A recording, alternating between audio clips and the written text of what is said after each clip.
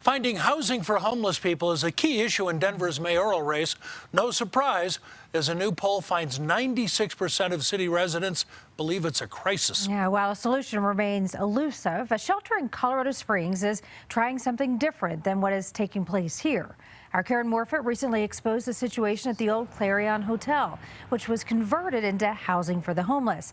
It's an example of what they call housing first solutions. There's no requirements for getting in and staying in those units. Police, though, are there constantly, and people who live there say services are few and far between. Political specialist Sean Boyd joins us tonight. And Sean, you visited the Colorado Springs rescue mission to check out an approach that's working, but no doubt it is certainly a tough issue. Yeah, there are no easy answers with this. While most cities and shelters operate under the premise that people are entitled to housing, Springs Rescue Mission aims to show people they're entitled to more than a free room. Everybody that comes in gets screened. On any given day, some 600 men and women come to Springs Rescue Mission looking for a warm bed and hot meal. Carissa. Matt DeLaurel found far more. Something happened with my first interaction with a staff member. They saw value in me. He found a reason to live. The thing about addiction and mental health is that you've reached a level where you think that this is your only choice. And many shelters, he says, have good intention people and policies that reinforce that thinking. Sometimes it takes incentivizing making that choice for someone to even step away from the only choice they think they do have into something greater. It's about worth and dignity and respect. A retired two-star general, Jack Briggs, heads up the mission, where he says there are no free rides. It's all about give and take. Out there, everything is transactional. If I do this, you'll do that. If you do that, I'll do this. So we take that psychology and we twist it, and we do it for good.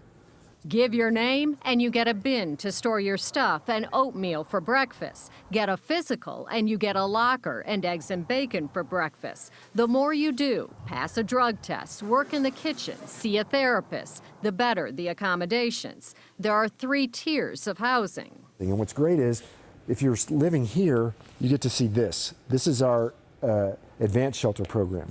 In the advanced shelter program, you can see the difference. There's chairs here, there's couches over there, refrigerators over there because you can have food.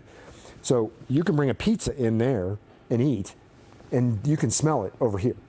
Recovery is rewarded. You start with a bed, he says, and earn a room. Instead of entitlement, there are expectations. We see every day firsthand what works and what doesn't. I think we could take our $4 million. Aurora City Councilman Dustin Zavanek has seen it too. For years, his mom struggled with mental health and substance abuse issues, getting help when her dad made housing conditional on it. After he died, she was left with a place to live, he says, but no reason to. And we saw her disassociate. And ultimately, it led to a tragic end where my mom took her own life. Zavanek hasn't talked about it publicly until now. He wants a campus for the homeless in Aurora modeled after Springs Rescue Mission, and not the approach adopted by most shelters, housing first, where there are no conditions and, in turn, Zavanek says, no incentives to get help. And given what I witnessed, in my own personal life with my mom, I knew that I could never support a housing first as a solution. One of my fears is that we're seeing the homeless industrial complex, that we're seeing far too many of these nonprofits that are popping up and they're serving people's emergency needs, but they're not helping people move out of homelessness. And maybe in the long run, you can't save everybody. I don't know that it would have changed everything or anything. But I can't support a policy that just gives up on people. While Springs Rescue Mission, he says, gives purpose. I think that there are some who don't believe in the human spirit, the ability for them to rise out of where they are today and achieve a better place.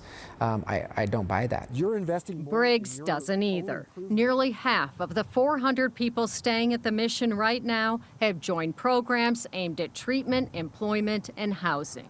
We're not giving people worth. They already have it. We're just helping them rediscover the fact that they have it.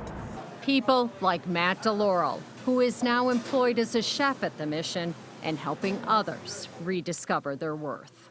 I made my mission here about one thing, is about giving people what I found here, to give them a new life, to show them that they are valuable.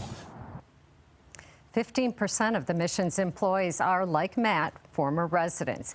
It is faith-based, but religion is optional, and the mission has broad support from 350 business sponsors, including companies like Coke and Pepsi, to 60 churches and more than 1,300 volunteers. But because only one of its shelters is Housing First, it receives little government funding. It is almost entirely private donations. So impressive. It really is. Remarkable It story, really is. Sean. Thanks. Really nice job. Thank you.